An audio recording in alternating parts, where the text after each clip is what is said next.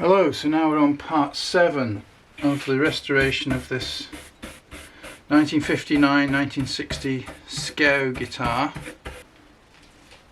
Just brushing out the fret slots again.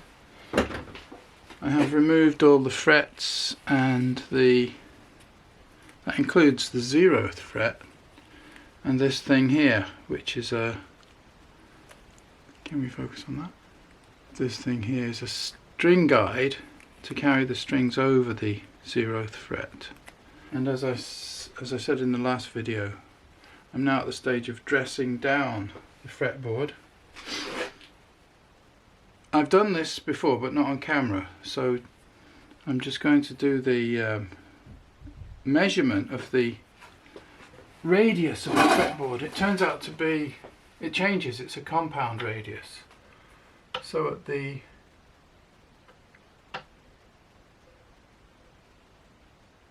lower end, this is known as the lower end of the fretboard, it's something less than 9.5 for the first fret. It's 9.5 by the 4th fret. Then you start to see light under it, and it's 10 inches radius. Then you start to see light under it again by the 8th fret.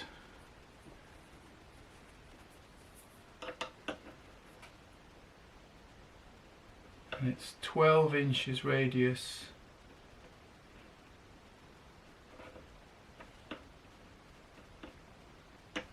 by the 13th fret. And after that it gets even flatter. So in the final stages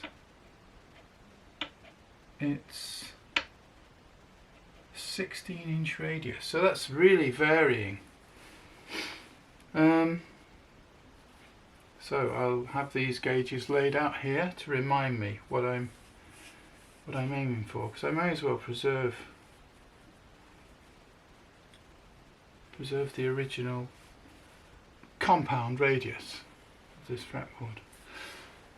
And as I say, I need to protect the surface of this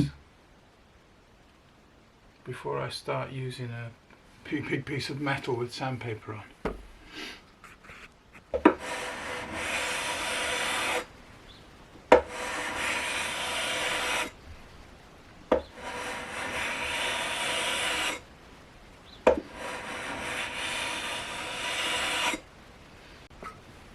So after about 50 strokes with the sanding beam, I have a definite pattern appearing on the fretboard.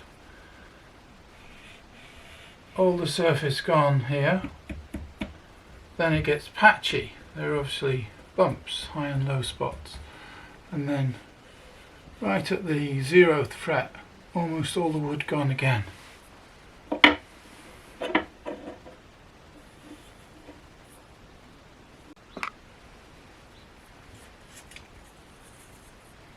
So, bearing in mind this is the surface of the wood, not the frets, there's no frets.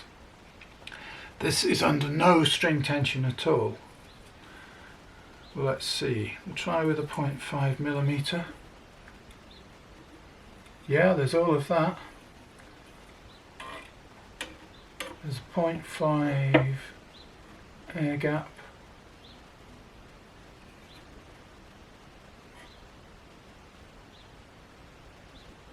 So just before fret 3 and down to fret 16. More sanding required.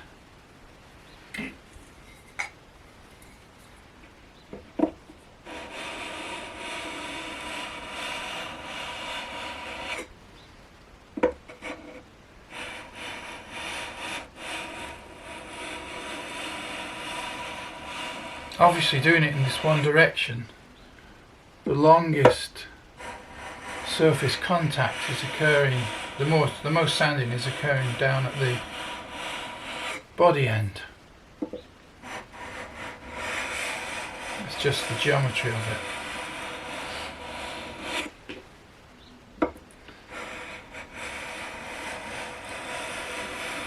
I don't have a radius sanding block or sanding beam, and even if I did, it wouldn't be much use here because I have a compound radius. But so I'm just having to judge it, try and impart some radius to the fretboard, or rather not eliminate the radius of the fretboard by what I'm doing.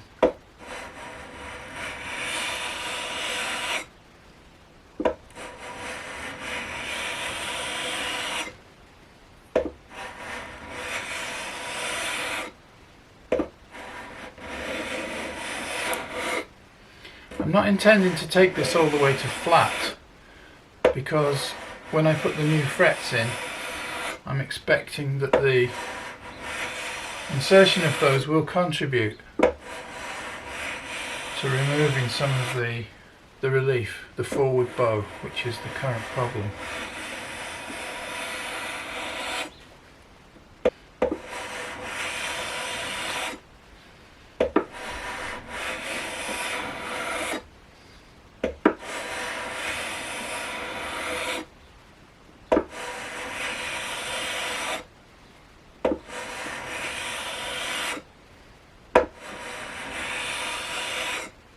I think I'm approaching the point where I'm going to use graphite pencil marks on the surface to reveal where I have sanded and where I haven't, and the points where I put the marks on. So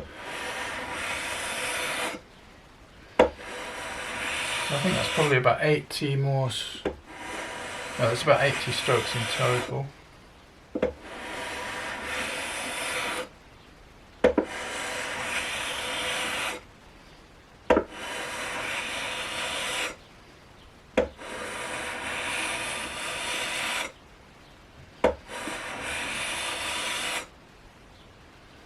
I can just see by eye that I've removed more wood from the treble end, so I'm just going to concentrate on the bass end a little bit more here.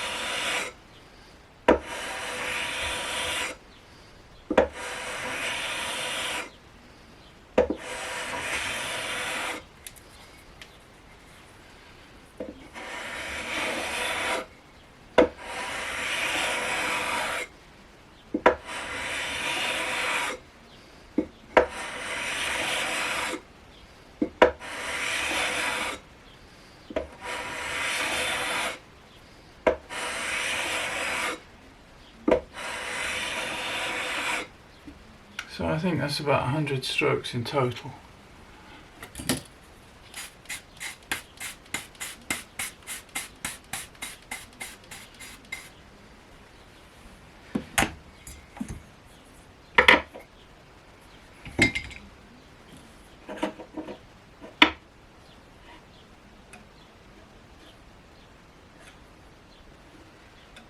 Still have 0.5 millimeter between fret 4 and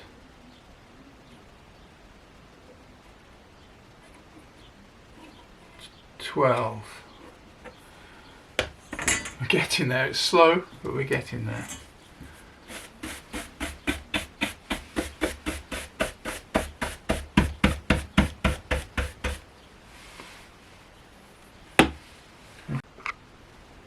So now I'll continue the sanding.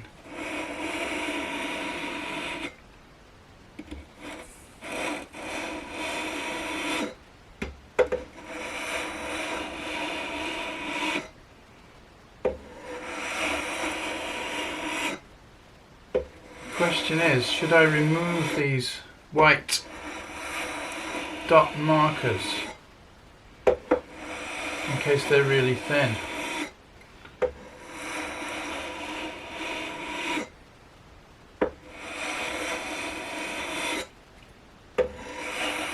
It may not be so easy. So I'm putting the most pressure on the fingerboard extension, this end, because that's where the most upturn in the surface of the fretboard is. I need to keep cleaning this. If I leave the sanding beam to get really clogged, then it becomes very hard to clean out the compacted dust, which I'll do now.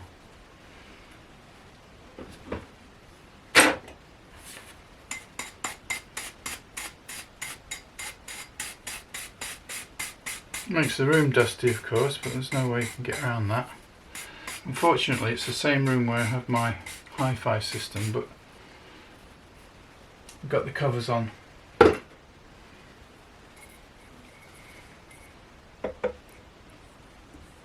Okay.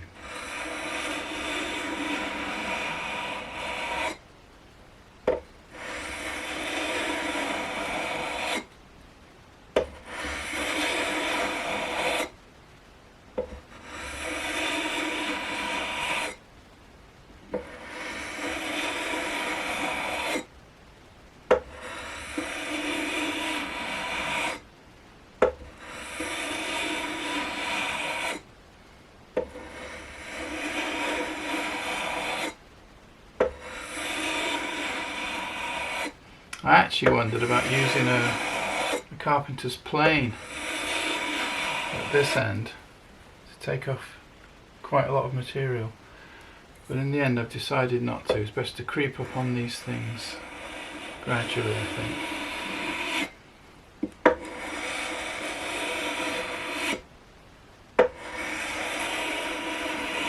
What I need to check as well is that if there's any warpage, any twisting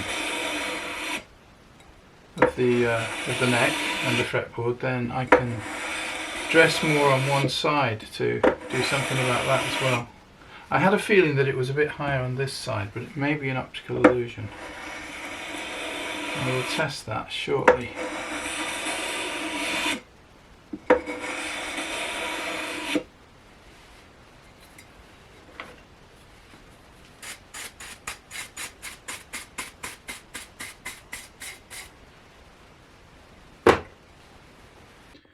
So it's had about 200 strokes with the sanding beam now, and the pencil marks reveal that actually the dot markers aren't being touched. They're to some extent recessed into the surface of the fretboard.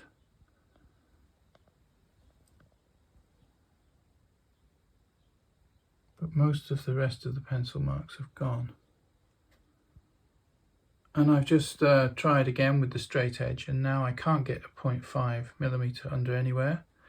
It's about 0.25, and that's in this central area. I'm not ready to stop yet. I'm going to sand a little bit more. Hello, sorry to interrupt this video, but this is a safety announcement. I realised just a little bit too late that I'm sanding walnut, and I remember that walnut was a wood that was replaced by mahogany in the history of UK carpentry because the dust was found to cause lung disease. So there won't be that many guitars with a walnut fretboard, but this is one. So now I'm going to use a face mask for the rest of the sanding. And while I'm here on this interruption, if you haven't yet, please subscribe to my channel. Thank you very much. Back to the plot. So, about time to measure again.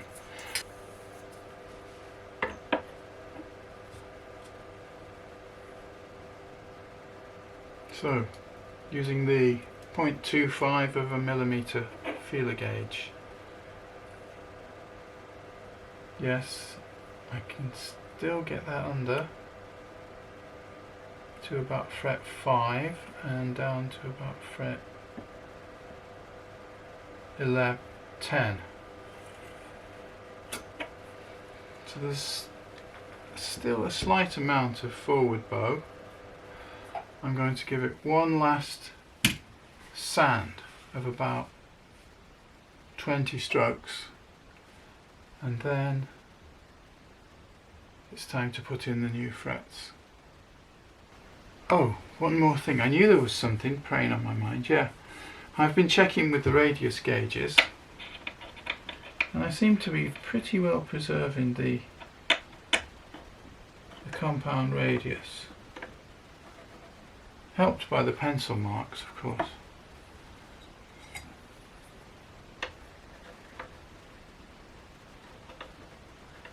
So that's the end of part 7 of the restoration of this Skau Jazz Guitar. I had thought I would be inserting frets in this part, but no, that's going to be for part 8. Thank you for watching. Bye.